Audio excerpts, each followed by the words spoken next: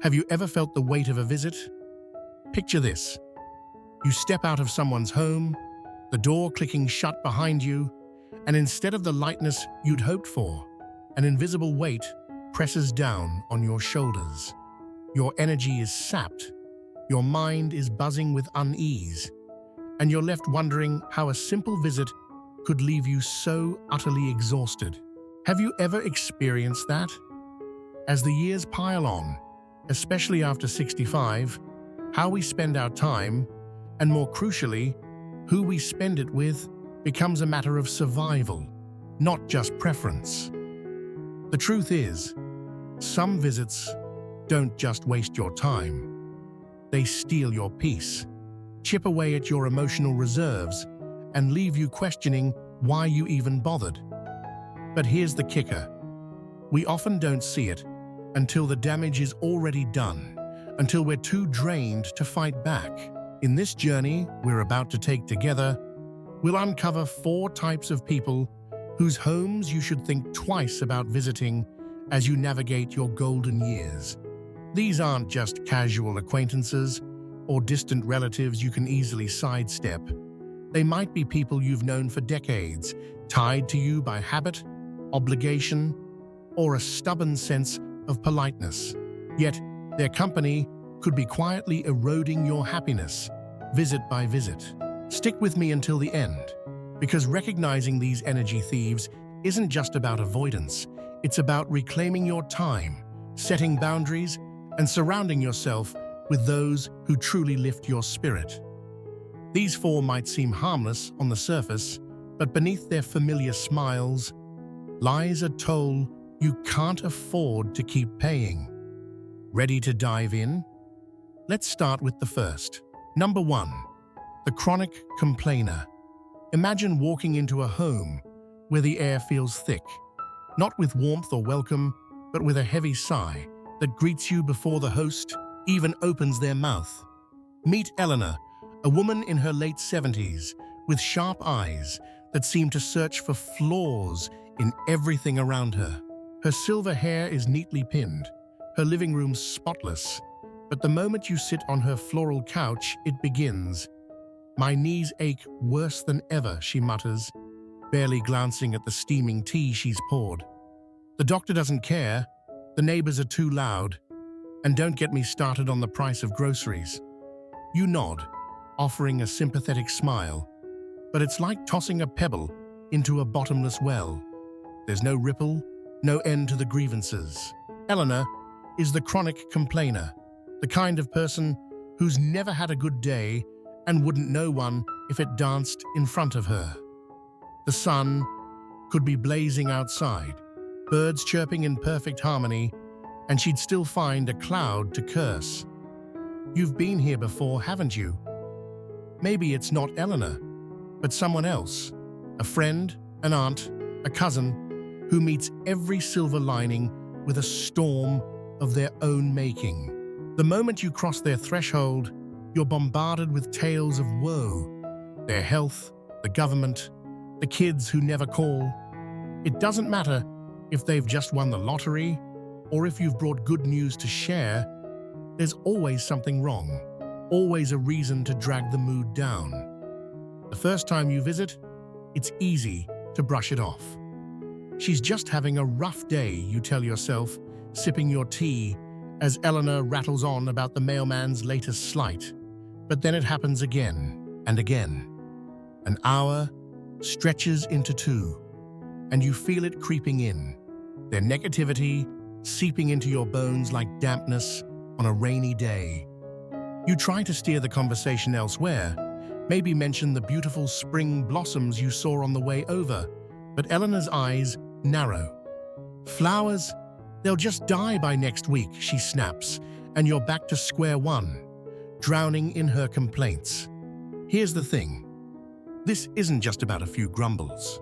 Negativity is a living thing, contagious and cunning. The longer you sit there, the more it wraps around you, tugging at your optimism until you start to feel the weight of her world on your shoulders. You leave her house not just tired but heavier, carrying her frustration, her hopelessness, her unshakable belief that life is a series of disappointments. By the time you're back in your car, you're irritated, maybe even a little hopeless yourself, and you can't quite pinpoint why. Now, don't get me wrong, there's a difference between someone like Eleanor and a friend who's genuinely struggling. We all have tough days, weeks, even months, and offering a listening ear is part of being human. But the chronic complainer isn't looking for solutions or support. They're looking for an audience. Eleanor doesn't want your advice about her knees. She's ignored the doctor's suggestions for years, and she doesn't care about your ideas to quiet the neighbors. She thrives on the sympathy, the attention, the endless cycle of poor me. And if you're not careful, she'll pull you into that cycle, visit after visit, until her problems feel like yours. It starts subtly. A remark about a sleepless night here, a gripe about the weather there. But soon, you're trapped in an avalanche of complaints. How life's unfair, how no one understands, how everything's gone downhill since the good old days. You offer solutions. Maybe a new doctor, a call to the landlord, but she waves them away. That won't work, she says, and you realize nothing ever will. Not because it can't, but because she doesn't want it to. The problems never change, the frustrations never fade, and you're left wondering why you spent 3 hours listening to the same broken record. Try shifting the mood and you'll see her resistance in full force. Tell her about the promotion your grandson just got and she'll sigh, well, he'll probably lose it soon. Jobs don't last anymore. Share a happy memory and she'll counter with a tale of betrayal from 1983. It's not just that she can't see the good, it's that she refuses to. And over time, those visits chip away at you. You walk in feeling fine, maybe even hopeful, but you leave exhausted, your spirit dimmed, your patience frayed. After 65, your time is a precious currency. Why spend it absorbing someone else's endless gloom? This isn't about abandoning kindness. Eleanor might have been a friend for decades, her complaints a soundtrack to your shared history. But kindness doesn't mean sacrificing your peace. You're not her therapist, her punching bag, or her cure for a life she won't change. If every visit to her pristine little house leaves you drained instead of refreshed, it's time to ask, is this worth it?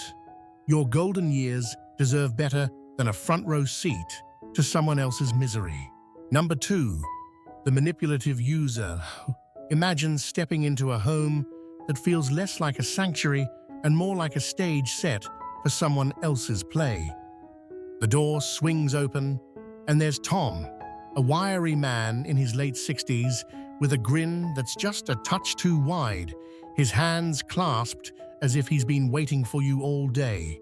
"So glad you're here," he says, ushering you into a cluttered living room where a half-finished puzzle sprawls across the coffee table and a faint scent of burnt toast lingers in the air. At first, it's warm, familiar even. Tom's got that easy charm, the kind that makes you feel needed, appreciated. But then it starts, subtle as a whisper. "Oh, by the way, could you take a look at my sink? It's dripping again, and you're so good with that sort of thing." You shrug, grab a wrench, and fix it in 10 minutes. No big deal, right? Except it never stops there. Tom is the manipulative user, the kind of person who doesn't invite you over for the pleasure of your company, but because there's something they need. Maybe it's a ride to the store, a loan to tide them over, or just an ear to bend when no one else will listen.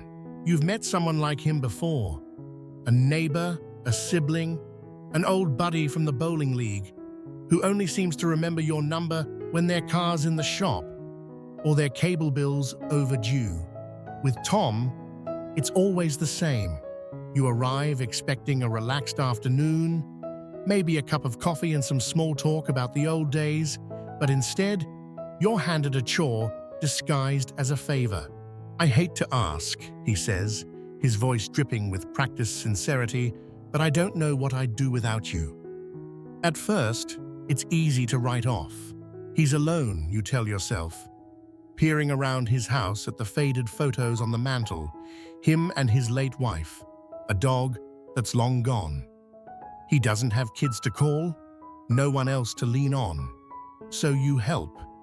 You drive him to the pharmacy, lug his groceries up the steps, spend an hour untangling his ancient computer cords. It feels good to be useful, doesn't it?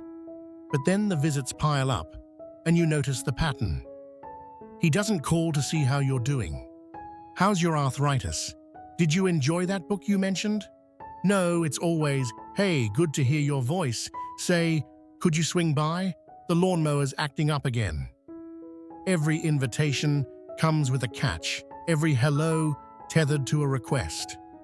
The thing about manipulative users like Tom is they're masters of disguise. They don't demand outright. They cloak their needs in guilt, flattery, or helplessness. "You're the only one who gets me," he'll say, his eyes softening just enough to make you feel special. Or, "I'd be lost without you," as if you're his lifeline in a world that's turned its back. And before you know it, you're not just fixing his sink. You're running his errands, paying his phone bill, spending your Saturday sorting through his attic because he can't manage the stairs anymore. Your time, your energy, your goodwill, they're all fair game, and he's got no qualms about taking it. It's not a friendship though, is it? Real connections are a two-way street. Laughter shared over a cold beer, a hand on your shoulder when you're the one who's down. But with Tom, the balance is off. You give, he takes. You show up, he expects more. And when you leave, there's no glow of companionship, just a nagging sense of obligation, a quiet resentment simmering under your skin. You start to wonder, when was the last time he asked about your day? When did he ever offer to help you? The answer stings, probably never. Because to him, you're not a friend. You're a resource, a tool to be wielded when the need arises. The red flags are there if you look for them. Say no once.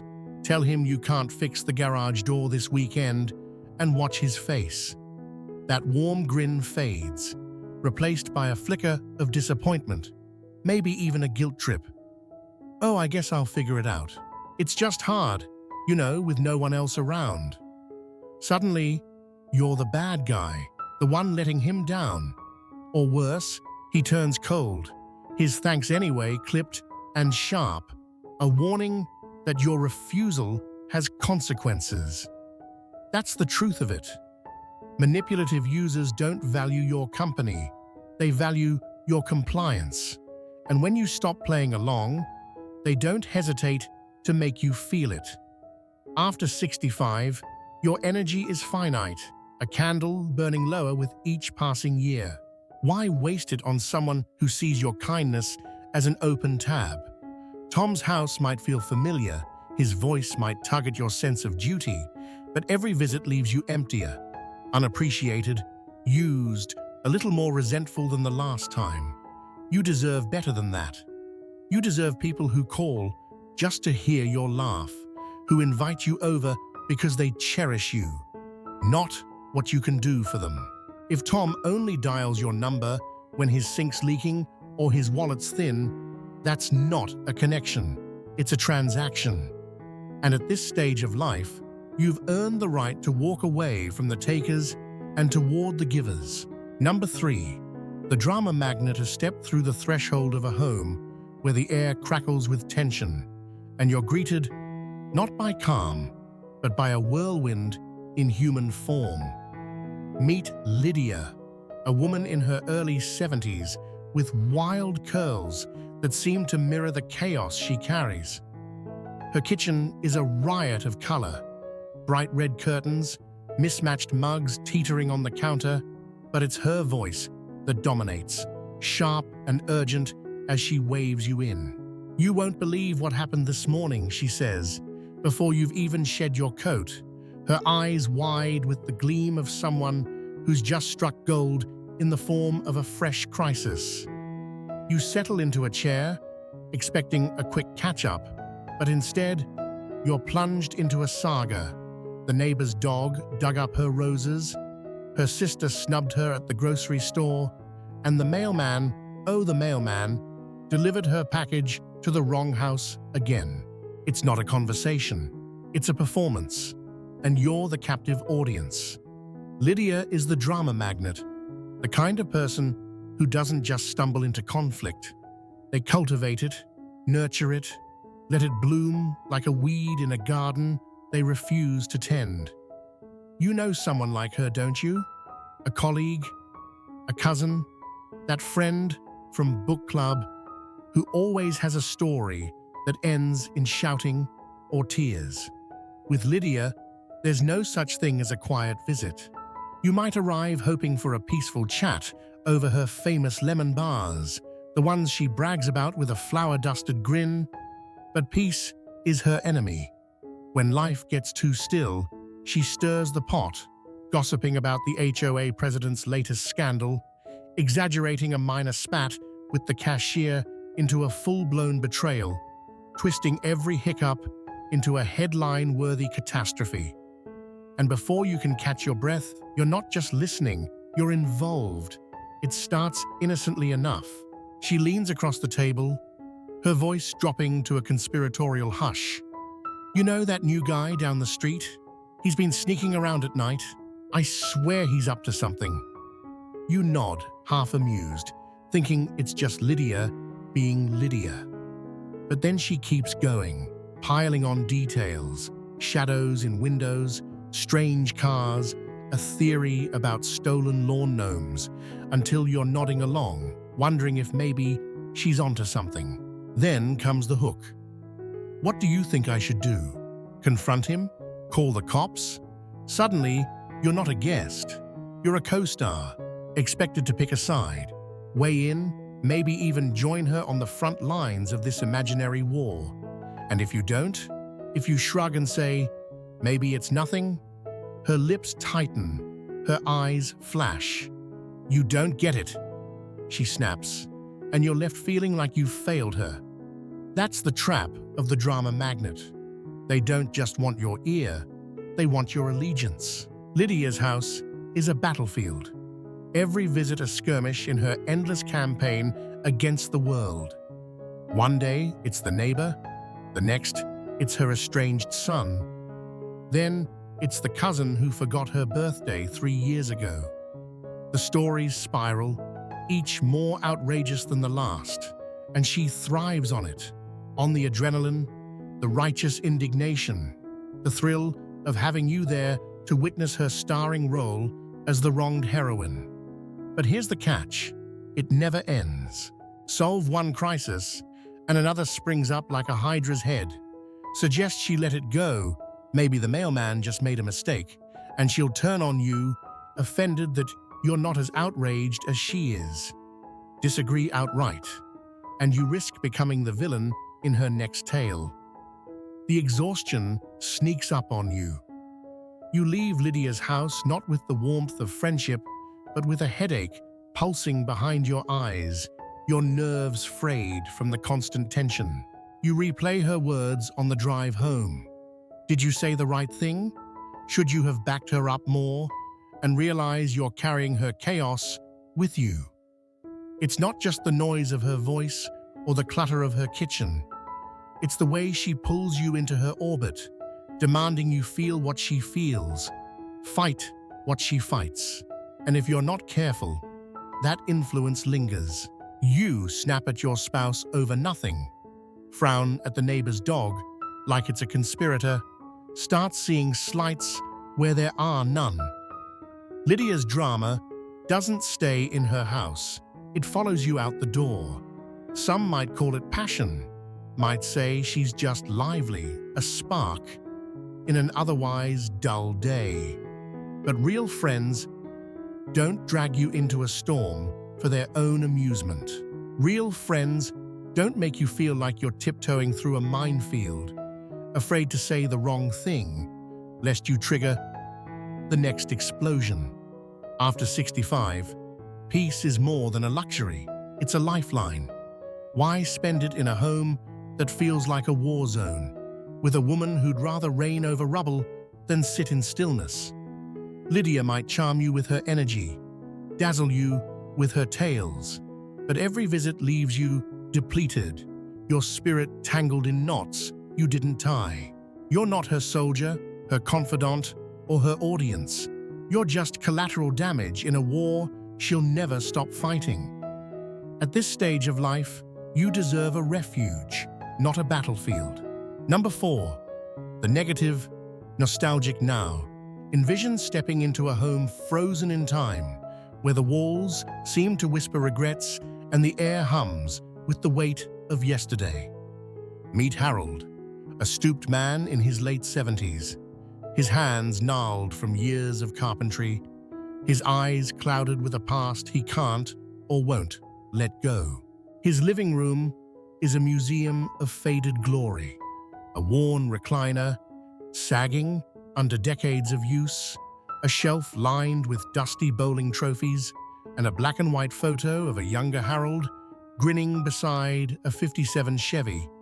He shuffles toward you with a weak smile, offering a cup of lukewarm coffee, and for a moment, you think this might be cozy, a chance to swap stories and savor the quiet.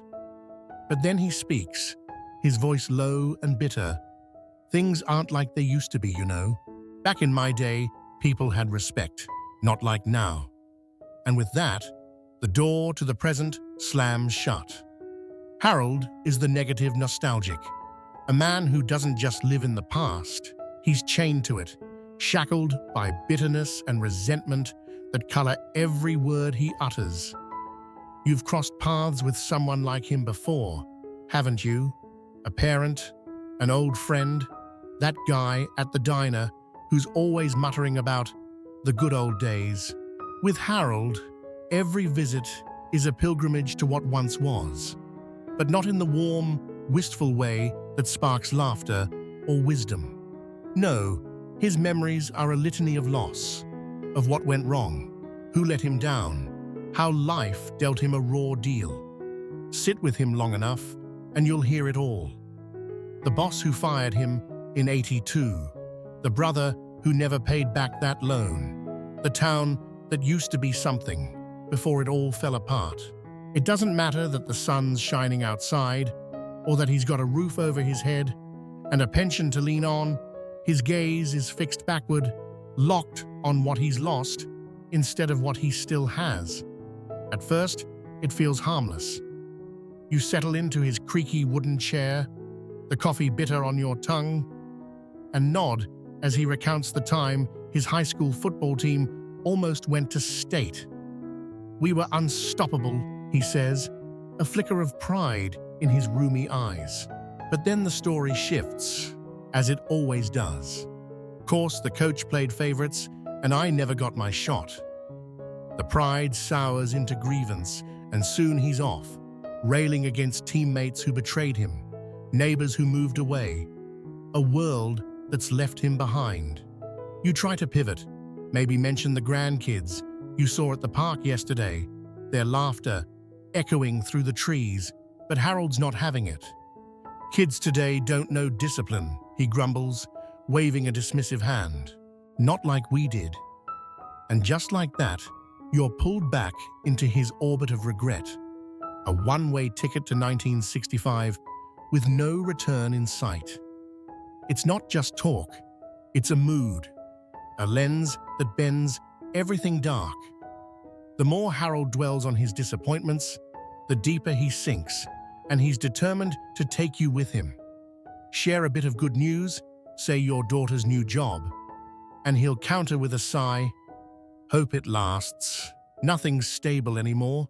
Point out the crisp autumn leaves blazing red outside his window, and he'll mutter, winter'll ruin 'em soon enough. His bitterness is a tide, relentless and cold, washing over your attempts to keep things light. And here's the danger. It's catching. Spend an afternoon in Harold's dim living room, the clock ticking slower with every complaint, and you might find yourself drifting to your own past. Old hurts you'd buried, chances you missed, dreams that slipped away.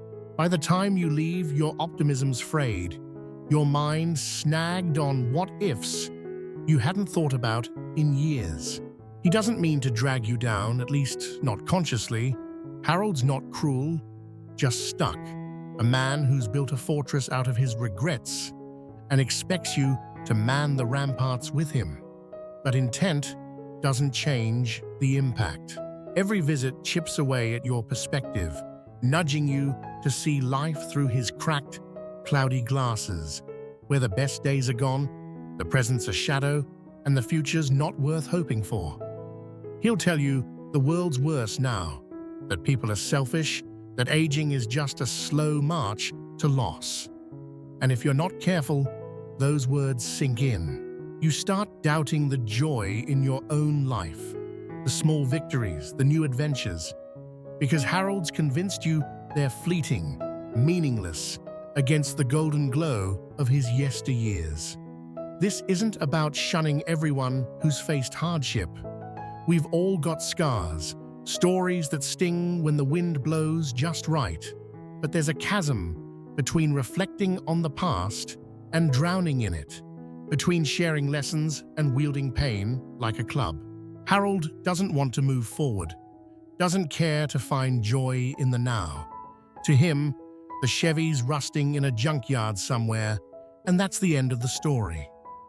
After 65, you've earned the right to surround yourself with people who see life's possibilities, not just its ghosts. Harold's house might smell of coffee and wood polish, might echo with the hum of a life once lived, but it's a tomb for hope, and you don't have to bury yours there too. Your golden years should gleam with what's still ahead, not fade under the shadow of someone else's yesterday. Final thoughts, reclaiming your peace.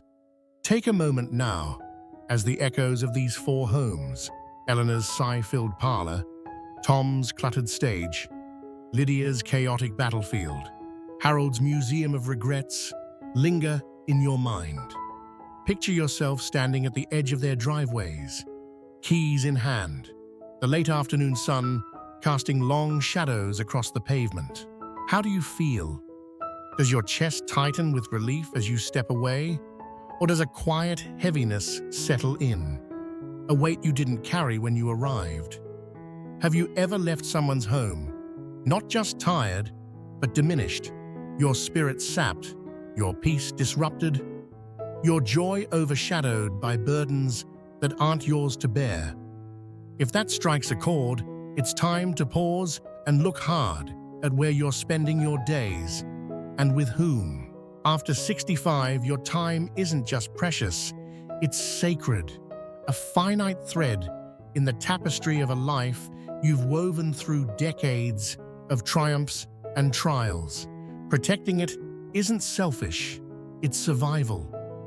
These four, Eleanor with her endless complaints, Tom with his sly demands, Lydia with her whirlwind of drama, Harold with his bitter backward gaze, aren't villains in a classic sense.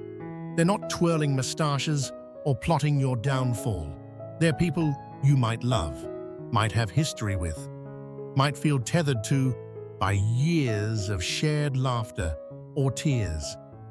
Eleanor's tea might still taste of the afternoons you spent gossiping in your 40s. Tom's grin might echo the buddy who stood by you at your wedding. Lydia's lemon bars might carry the tang of a friendship forged over late-night confessions. Harold's trophies might gleam with the pride you once felt, watching him bowl a perfect game. But love and loyalty don't mean handing over your peace on a silver platter. They don't mean letting familiarity blind you to the toll these visits take. Think about it. Some homes lift you up the moment you walk in. There's a friend whose kitchen smells of fresh bread, whose laughter spills over like a river, who asks about your day and means it. There's a sibling whose porch swing creaks under shared stories, whose silence feels like comfort, not judgment. Those are the places where you leave lighter, your heart fuller, your mind clearer, your soul humming with connection. Then there are the others, the ones we've explored today, where you walk out feeling like you've run a marathon through mud, exhausted, frayed, questioning why you keep going back. The difference isn't subtle once you start paying attention. It's stark, a line drawn between nourishment and depletion, between relationships that fuel you and those that bleed you dry. This isn't about cutting people out with a cold hand or turning your back on everyone who's ever struggled. Life's messy. Eleanor might hit a rough patch, Tom might genuinely need a ride someday, Lydia might calm down after a storm, Harold might find a spark of today's joy. Offering kindness, lending an ear, showing up when it matters, that's part of being human, part of the grace you've learned over decades. But there's a canyon between supporting someone through a season and chaining yourself to their perpetual unrest. You're not their savior, their fix, their emotional dumping ground. You're a person too, with energy that wanes and a spirit that deserves care. After 65, every hour matters, every laugh, every quiet moment, every chance to feel alive. Why spend them on people who take more than they give, who dim your light instead of kindling it? So here's your challenge as we close this journey. Look at your life, your calendar, the names on your phone. Who fills you up? Whose voice brings a smile before you even pick up? Whose home do you leave feeling better than when you arrived? Refreshed, valued, truly seen. Those are your people, the ones worth your time, the ones who'll walk with you through these golden years with mutual respect and joy. And the others, the Eleanors, Toms, Lydias, Harolds, you don't owe them your exhaustion. Set boundaries, visit less, call instead, say no without guilt. Protect your peace like the treasure it is, because at this stage, it's not just a gift, it's your right. Imagine a day where every step feels lighter, where your energy stays yours, where the people around you mirror the warmth you've spent a lifetime cultivating. That's what's waiting when you choose wisely, when you let go of the drainers and hold tight to the uplifters. You've built a life worth living, weathered storms worth celebrating. Don't let it slip away under the weight of someone else's refusal to rise. Your golden years should shimmer with possibility, not sag under obligation. So ask yourself, who's worth your time? Who makes it richer? And then walk toward them, head high, heart open, ready for the moments that matter. Thank you for joining me on this exploration. I'd love to hear your thoughts. Drop a comment below with one thing that hit home today, one shift you might make to guard your peace. Your voice fuels this conversation, keeps it alive. If this resonated, give it a like, share it with someone who needs it, and stick around for more. We've got plenty left to uncover together.